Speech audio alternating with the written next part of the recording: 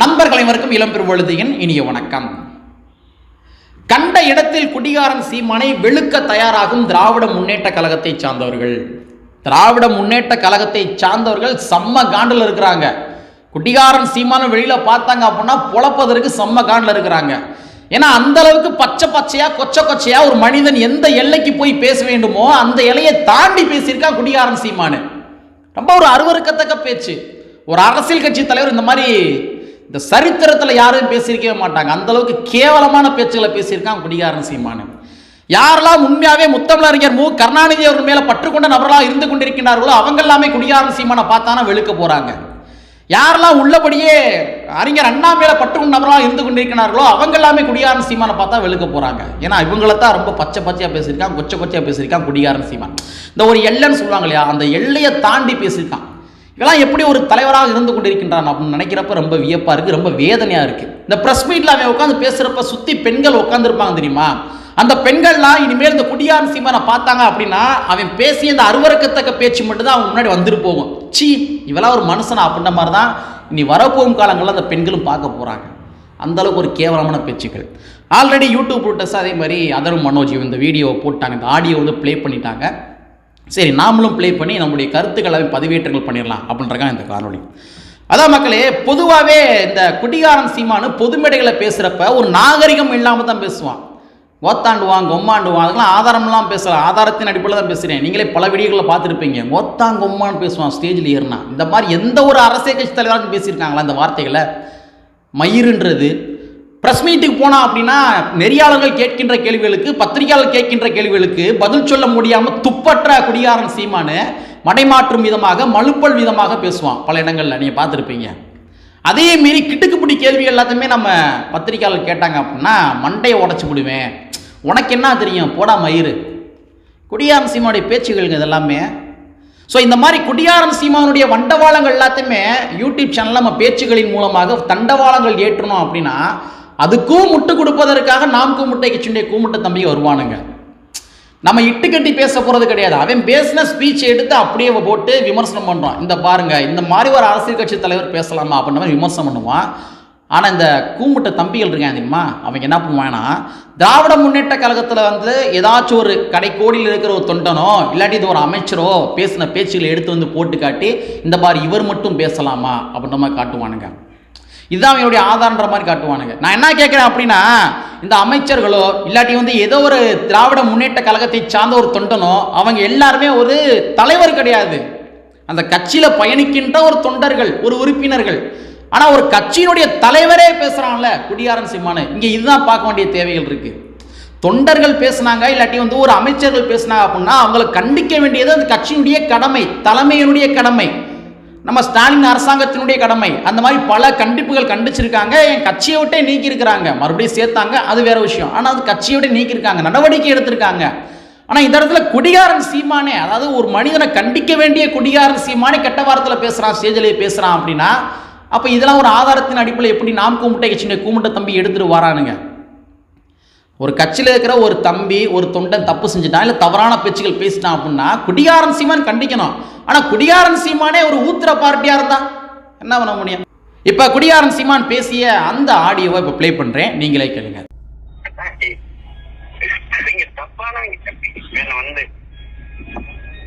இந்த நாட்டை நாசமாக்கின முதல் ஆளு கருணாநிதன்.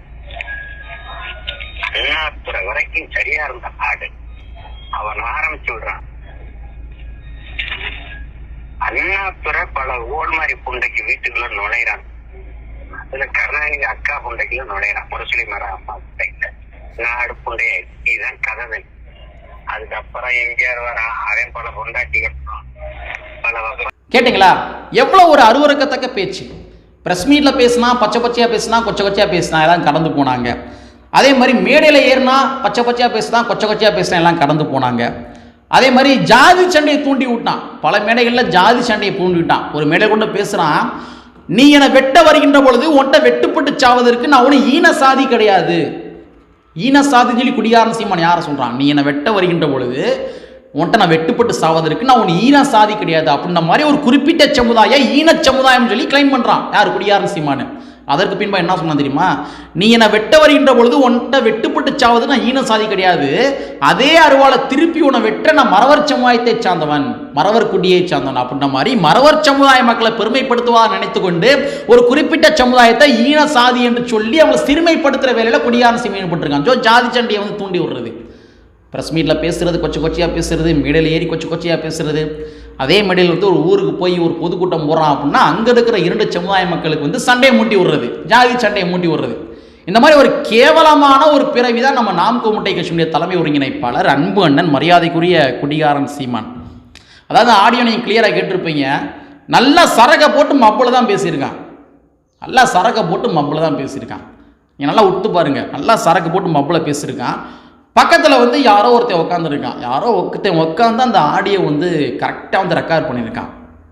அது வந்து வாட்ஸ்அப்பில் வந்த ஆடியோ காலோ இல்லை ஃபோன் காலோ கிடையாது, ஏதோ கொஞ்சம் டிஸ்டன்ஸில் உட்காந்து அந்த குடிகாரன் சீமான் பேசுகிற பேச்சை வந்து அப்படியே ரெக்கார்ட் போட்டு அவன் பேசின பேச்சு ஃபுல்லாக அப்படியே கேப்சர் பண்ணியிருக்கான்.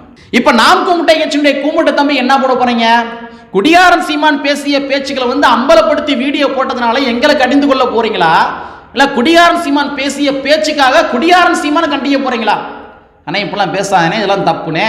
ஒரு அரசியல் கட்சி தலைவராக இருந்து கொண்டிருக்கின்ற நீயே இப்படி வந்து கேவலமாக பேசலாமா, பச்சை பத்தியாக பேசலாமா, கொச்சையாக பேசலாமா? நம்ம கட்சியிலையும் பெண்கள் இருக்கிறாங்க, நீ பேசுகிற பேச்சுகள் எல்லாமே வந்து கேட்டுக்கு இருக்கிறாங்க, நீ ப்ரெஸ் மீட் கொடுக்குறப்ப உன் பக்கத்துலேயே அந்த பெண்கள்லாம் உட்காந்துருக்குறாங்க. அப்போ அந்த பெண்கள் உன் மூஞ்சியை பார்க்குறப்ப நீ பேசின அந்த பச்சை வார்த்தைகள் கொச்சை வார்த்தைனே ஞாபகத்துக்கு வரும். இப்பெல்லாம் கேவலமாக பேசாதனே, துப்புக்கட்ட அண்ணே அப்படின்ற மாதிரி குடிகாரன் சீமானுடைய கூமுட்டை தம்பியை குடிகாரன் சீமானை கண்டிக்க போகிறாங்களா? அவன் பேசின வீடியோ வந்து அவன் பேசின ஆடியோ அம்பலப்படுத்தி பேசுகிற நம்மளை வந்து கண்டிக்க போகிறாங்களா, இல்லை குடிகாரன் சீமான் வந்து ஏன் நீ இப்படி பேசுன்னு சொல்லி கண்டிக்க போகிறாங்களா, இல்லை குடிகாரன் சீமான் பேசிய பேச்சுக்கெல்லாம் பக்கத்தில் உட்காந்து ஏதோ ரெக்கார்ட் பண்ணி வெளியிட்டு அந்த தம்பியை கண்டிக்க போகிறாங்களா? யார் ரெக்கார்ட் பண்ணா? எனக்கு என்னமோ மெயினான டவுட் வந்து நம்ம மஞ்சப்பொடி மாமா சாட்ட துரமுருகன் தான். சாட்ட துரமுருகனுடைய மெயினான வேலையே என்னன்னா, இந்த மாதிரி ஒவ்வொரு ஆடியோ ரெக்கார்ட் பண்ணி சேஃப்டிக்கு வச்சுக்குவானாமா, சேஃப்டி வச்சுக்கிட்டு அதை அப்படியே மிரட்டுற வேலையெல்லாம் ஈடுபடுவானாமா. அந்த மாதிரி சாட்டை துரமுருகனுடைய வேலையே அதுதான். ஸோ அந்த மாதிரி அந்த ஆடியோ பேசின சீமானை கண்டிக்க போகிறாங்களா யார், நாம் கூமுட்டை கட்சியின் கூமுட்டை தம்பியை, இல்லை அந்த ஆடியோ பேசினான் தெரியுமா, அவன் பக்கத்தில் உட்காந்து ரெக்கார்ட் பண்ணான் தெரியுமா எவனோ ஒருத்தன், அவனை கண்டிக்க போகிறாங்களா? ஏன் அண்ணன் பேசுகிற பர்சனலாக பேசுகிற ரெக்கார்ட் பண்ணுறாங்க அவனை கண்டிக்க போகிறாங்களா? இல்லை அந்த ஆடியோ ரிலீஸ் பண்ணி அது ஃபுல்லாமே ஸ்ப்ரெட் பண்ணாங்க தெரியுமா அவங்கள கண்டிக்க போகிறாங்களா? நாம் கூமுட்டை கட்சியினுடைய கூமுட்டை தம்பிகள் தான் பதில் சொன்னோம். இது இன்டர்நெட் கிடையாது மக்கள், இந்த ஆடியோ கலாச்சாரம் பிஜேபியை பொறுத்த வரைக்கும் வீடியோ கலாச்சாரம் நடக்கும். ஏன்னாச்சும் ஒரு பெண்களை வீடியோ எடுத்து வச்சுட்டு மிரட்டுவானுங்க. நம்ம என்னது கேடி ராகவன் கூட அப்படி தான் வந்து மிரட்டினாங்க. இப்போ வந்து கட்சி விட்டு நீக்கிற மாதிரி, கட்சியிலே இல்லாத மாதிரி ஒரு செயல்பாடுகள்லாம் ஓடிக்கு இருக்குது. ஸோ அது ஒரு பக்கம் இருக்கட்டும். ஸோ பிஜேபியில் வந்து ஒரு ஆடியோ வீடியோ கலாச்சாரம் அப்படின்னா, நம்ம நாம் கூமுட்டை கட்சியில் வந்து ஆடியோ கலாச்சாரம் ஓடிக்கு இருக்குது. இப்போ கூட நம்ம ஸ்டிங் ஆப்ரேஷன் மதன் ரவிச்சந்திரன் அவர் கூட ஒரு வீடியோ ரிலீஸ் பண்ணார் இல்லையா, ராஜவேல் நாகராஜன். இப்போ அவன் பிஜேபி சங்கியாக இருக்கான். ராஜவேல் நாகராஜன் பேசுகிறப்பே சொல்கிறான், ராஜவேல் நாகராஜன் ஓப்பனாக சொல்கிறான், என்ன சொல்கிறான், அவன் வந்து பல இடங்களில் வந்து நாங்கள் நாம் கூமுட்டை கட்சியினுடைய குடிகாரன் சீமான் பெண்கள் வேட்பாளர் சொல்லி போடுறான்ல, அந்த பெண்கள் வேட்பாளர் சொல்லி போடுவதற்கான காரணமே என்ன அப்படின்னா, டம்மி வேட்பாளர்களாமா. டம்மி வேட்பாளர்களை போட்டால் மட்டும்தான் அதிமுகவுக்கு சாதகமாக இருக்கும், பல இடங்களில் ஓட்டை பிரிக்க முடியாது அப்படின்ற மாதிரி டம்மி வேட்பாளர்களாக போடுவானாமா.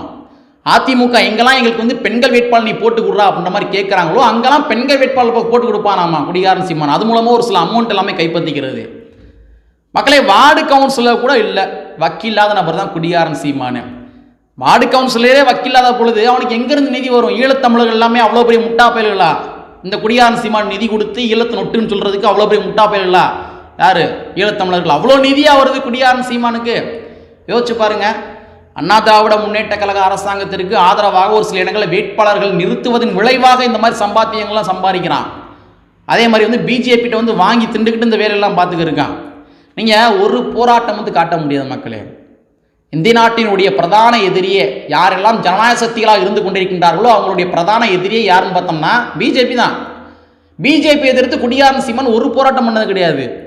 இன்னைக்கு வந்து கிளம்பாக்கம் பேருந்தில் ஏன்னு கேட்குறான், ஜல்லிக்கட்டுக்கு ஏன் வந்து நீ மைதானம் கட்டுறீங்க கேட்குறான், பேனா சின்னத்தை ஏன் வைக்கிறேன்னு கேட்குறான், நூலகம் ஏன் கட்டுறேன்னு கேட்குறான், நூலகம் ஏன் கட்டுறீங்கன்னு கேட்குறான்.